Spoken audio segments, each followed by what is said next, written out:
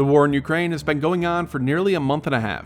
When Russia first invaded back in February 24th, many, including myself, assumed that the war would be more or less over by now. While a lot could be said about the war, one interesting thing is the insight we're getting into how effective Russian armor and tactics are in practice. From verified images, we've seen that Russia is facing staggering amounts of armored fighting vehicle losses, including more than 450 tanks. Some of these are really old, dating back to the 1970s, and therefore unsurprising. Others though, like the 150 T-72B3 variants, 19 T-80 BVMs, and 17 T-90As are more interesting. So why are they losing these highly capable modern tanks? Also interesting is that most of them are not being destroyed by the advanced Javelin and NLAW's ATGMs which have made so much news. Many are being lost in unique and surprising ways, including by weapons that, at least on paper, shouldn't be able to destroy them. First, real quick, a new sponsor, HelloFresh. HelloFresh is actually something I started using over a year ago now. They deliver meal kits right to your home, and the best part about it for me is they include all the main ingredients you need.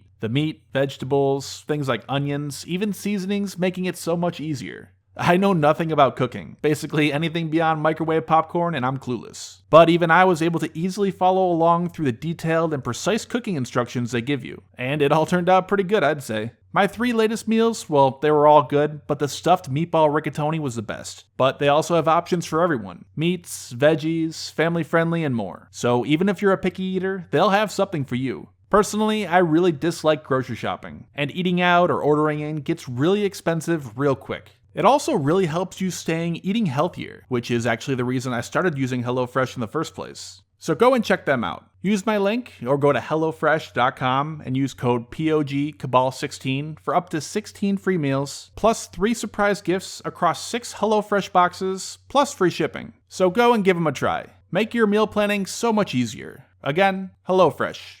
The number of tanks Russia lost has been really astonishing, at least 450 in less than a month and a half. Compare that to just an estimated 62 tanks in the First Chechen War, which lasted over a year and a half.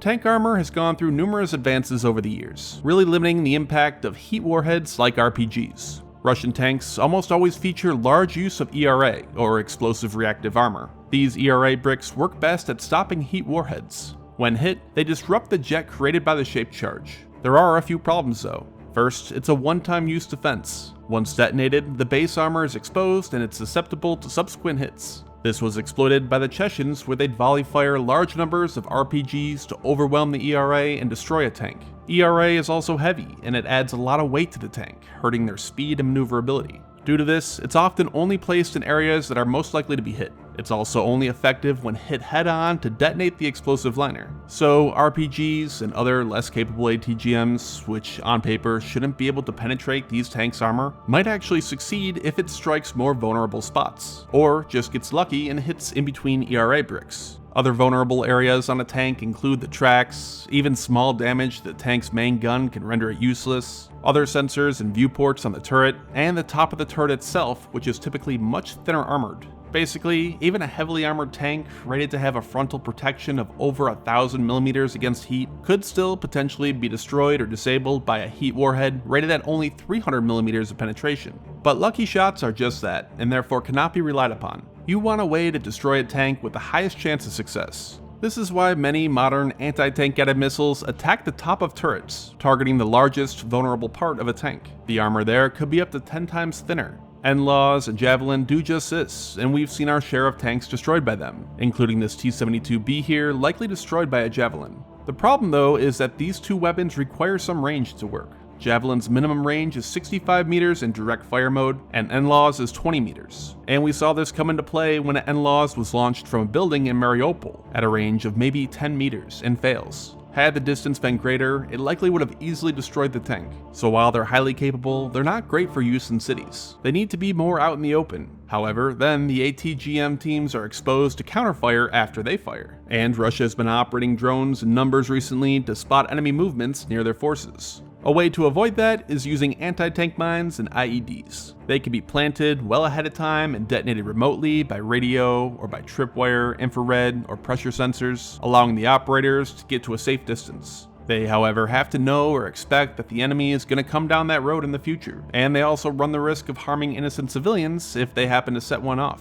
But when they do work, they work well. The underside of tanks and other vehicles is often not very heavily armored, and at very least can immobilize the tank by knocking off tracks. They're also extremely difficult to counter, as the US learned in Afghanistan and Iraq. The US developed a new class of vehicles called MRAPs, or mine-resistant, ambush-protected vehicles, with a special V-shaped hulls to help deflect blasts. However, this greatly increased the weight, costing mobility.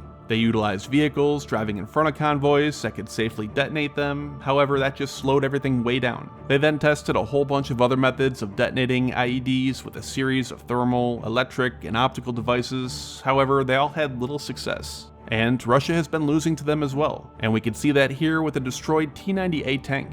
Another surprising method Ukraine is using to destroy Russian tanks is with artillery. Artillery isn't a precision weapon. You really can't get much better than maybe 20-meter accuracy, and typically worse with increasing range. That might not sound accurate enough to hit a small target like a tank, but a 1988 test carried out by the US Army turned up some pretty surprising results. Damage done by artillery on tanks was more than twice what they expected.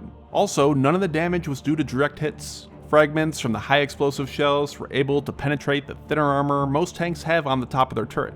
Artillery's psychological effects are also a major factor. Being constantly bombarded by shells all around quickly wears down crews and can cause them to flee. These two facts here might help explain why we've seen Ukraine destroy columns of Russian tanks and vehicles packed closely together, and also why we've seen so many abandoned tanks seemingly in perfectly working order. However, artillery is useless if they don't know where to fire it. Typically, some sort of forward observer is needed to relay targeting information and make adjustments. Ukraine, though, we've seen make large use of cheap drones for this task. It really cuts down on the need for trained spotters, who are then at risk of being detected by the enemy, and it could broadcast back a live video feed with a bird's eye view, which can enable much more accurate corrections to be made than voice commands over a radio. Drones also could be quickly deployed, shortening the total time necessary for artillery to set up and engage the enemy and then relocate before an enemy counterattack, giving them a better chance at surviving and fighting again another day.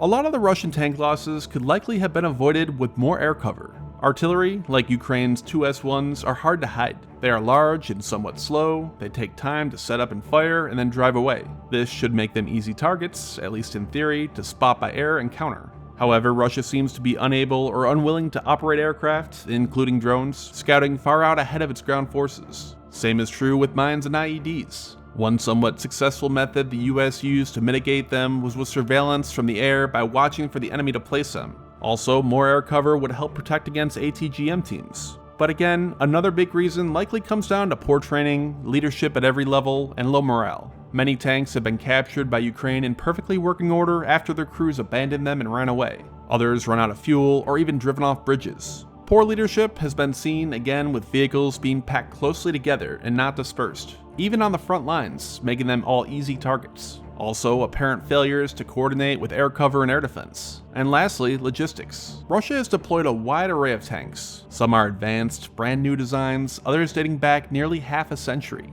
Using up old stocks might seem reasonable instead of risking newer ones, and a good way to bolster your armored numbers. However, first, they're completely outmatched, they're going to be quickly destroyed, and cost you a trained crew. And two, they only strain your logistics with all the spare parts, replacements, and different equipment needed for each different variant. And as we know, logistics is something that Russia has been struggling with.